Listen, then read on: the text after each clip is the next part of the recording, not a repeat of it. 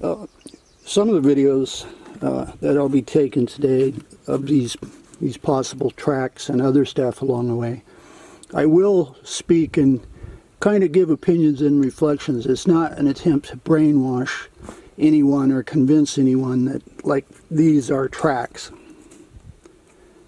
It's hard to film and sit and say nothing. But at any rate, they're about palm size. And this, by the way, is not what it came from. So now I'm going to do a good search. I'm going to try to find the reverse print.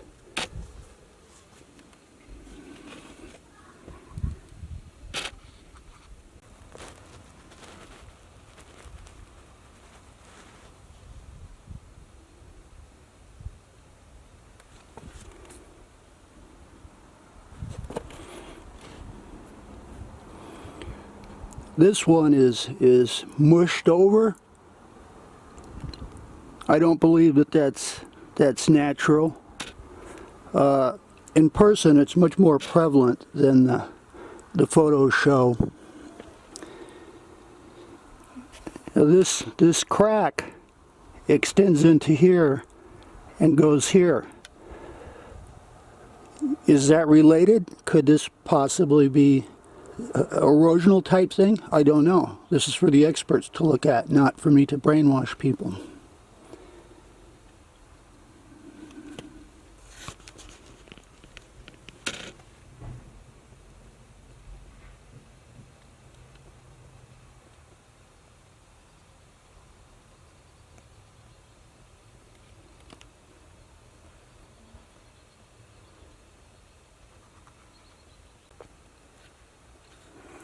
Now this is similar to this.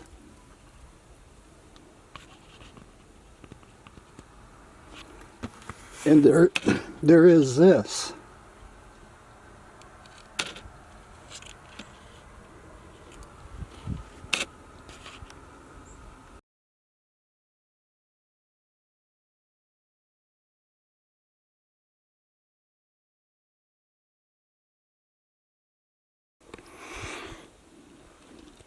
A clip walking up for, perspective.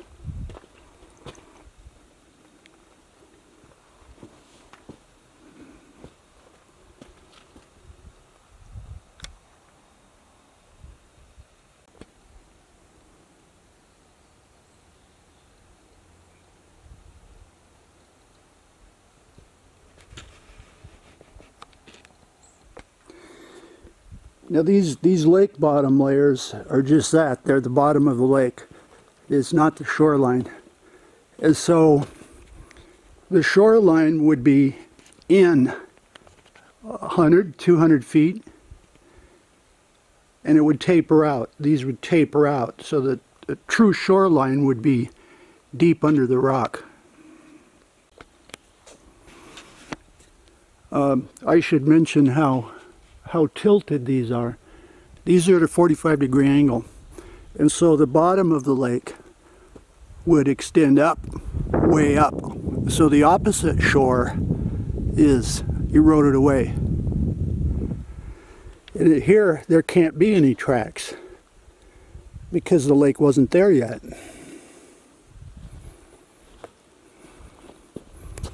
Here's where I'm headed.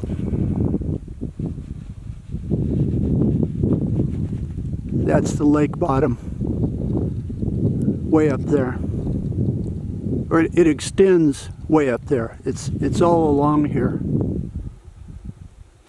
Right in there, it's underground because it's buried by the recent sand. A real good example of how the sandstone erodes. So this was a sand field, yes, but for instance that is not a sand dune that got fossilized. They have those shapes because, see, that's what it does. It fractures vertically and those fall away and it leaves shapes like this.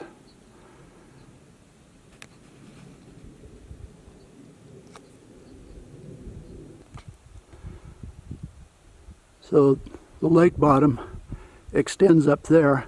It's tilted at, I don't know, 30, 40 degrees. But you have to do this in your mind to visualize where it was.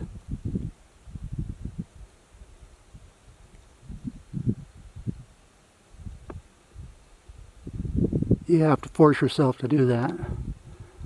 So the opposite side was way up in the sky. I'm up above now. You know, I don't know if it could be determined how long lasting the lake was by the thickness of the layers. Maybe someone knows, but they're right at, 190 million. See how it continues up there? But that's the end of it. It does not extend way up there.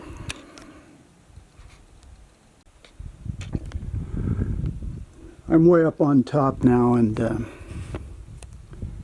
going to go over to this mesa. It's sprinkling a little rain.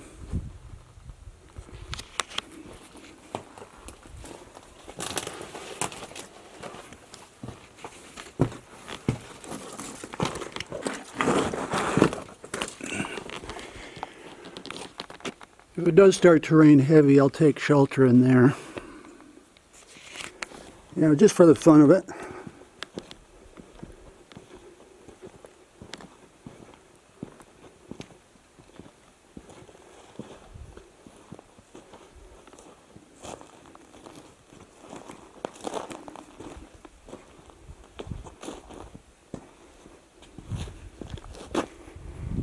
Nice little spot, isn't it? I wonder if the Indians slept in there. Somebody probably has took shelter in there.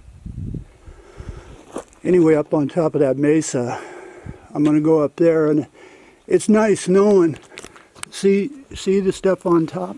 I've never been up there, but it's nice knowing that I know what it's going to be. It's going to be, it has to be the Rainbow Gardens member first layer of the chunks of limestone and stuff.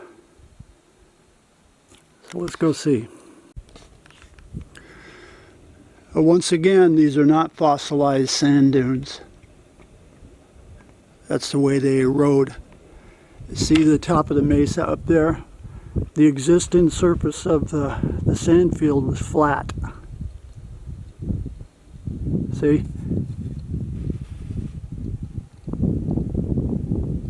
And it erodes into these shapes.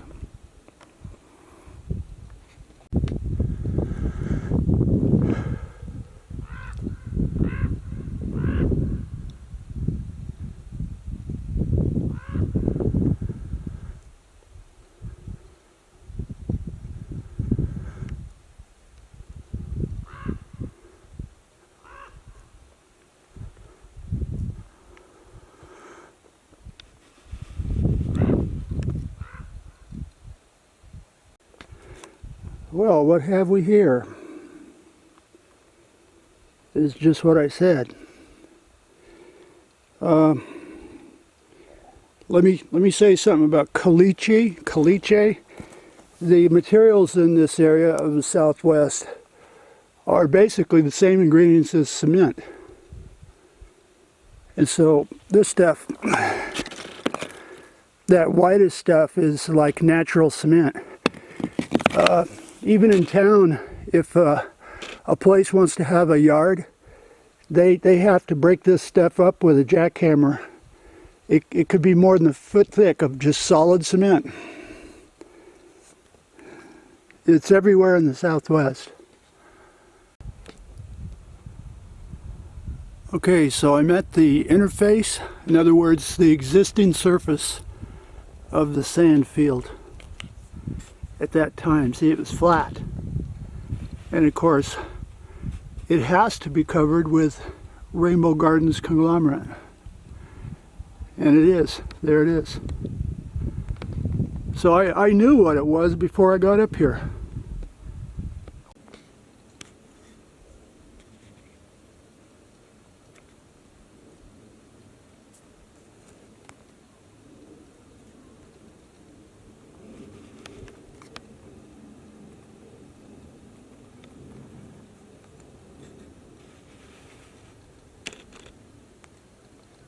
That's Cretaceous.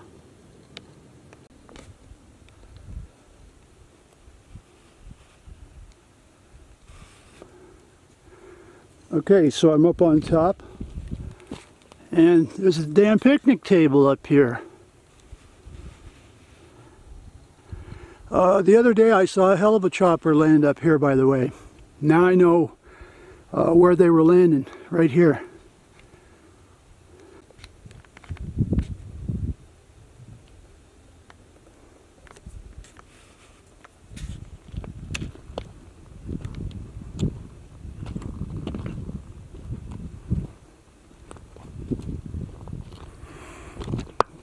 It's starting to rain.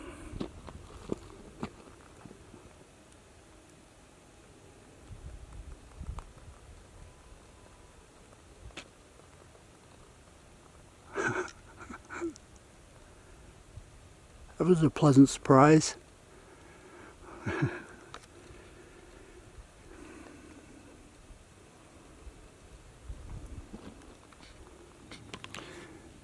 Anyway, this mesa, I'm standing on the first layer of the Horspring Formation, the Rainbow Garden conglomerate.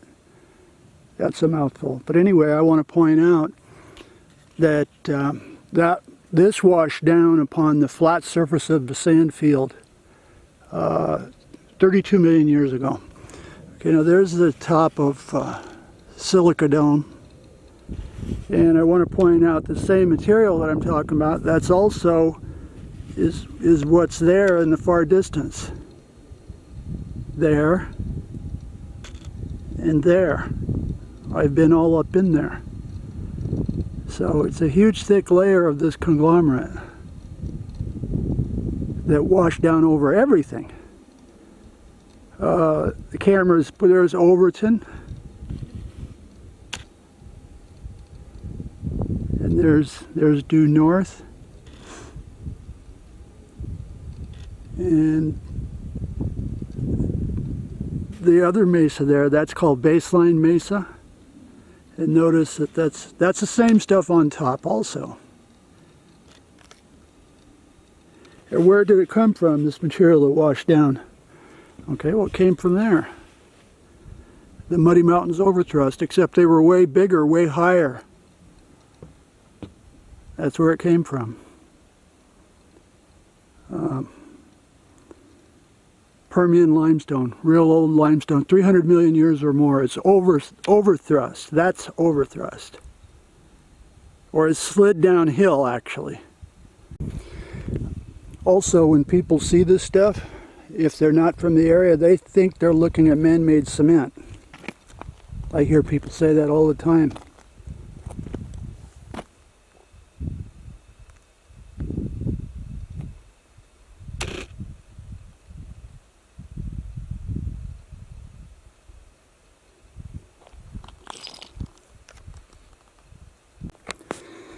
See, there's another example of why to always have a length of rope in your backpack.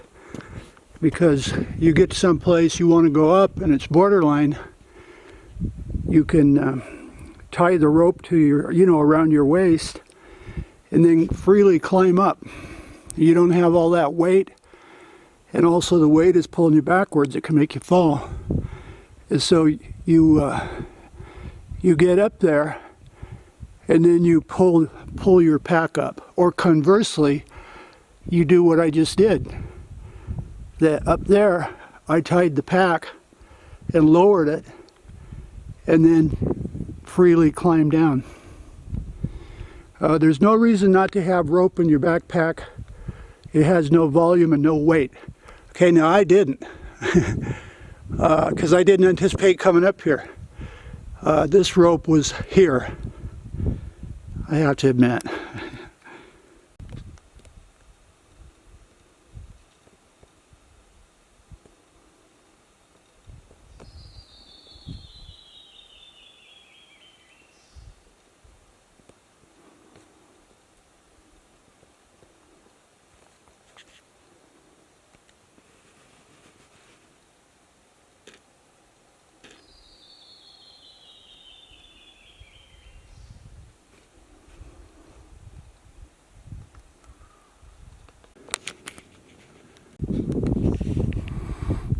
See, there's the rope.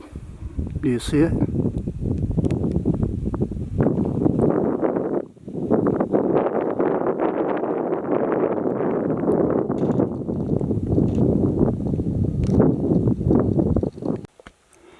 I did it. There's the identifier. Those marks, and that shape there was in a shadow, so it appeared like a little cave. See those marks? They match exactly to the movie, and so Captain Kirk died right down there. And so I'll snoop around, but I'll go down and I'll put the emphasis on that area. Over my head is where they fought back and forth on the scaffold, and it broke in between.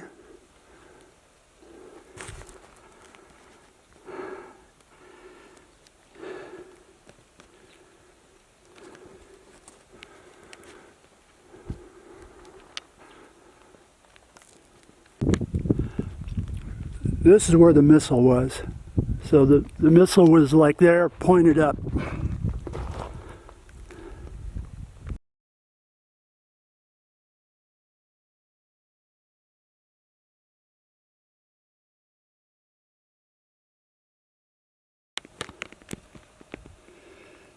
There's the exact spot where Kirk died in the scaffolding after he fell.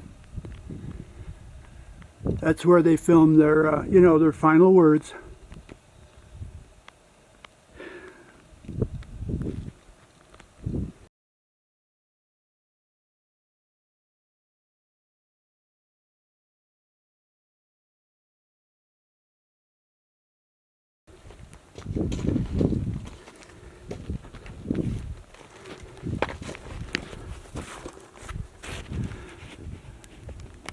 There it is.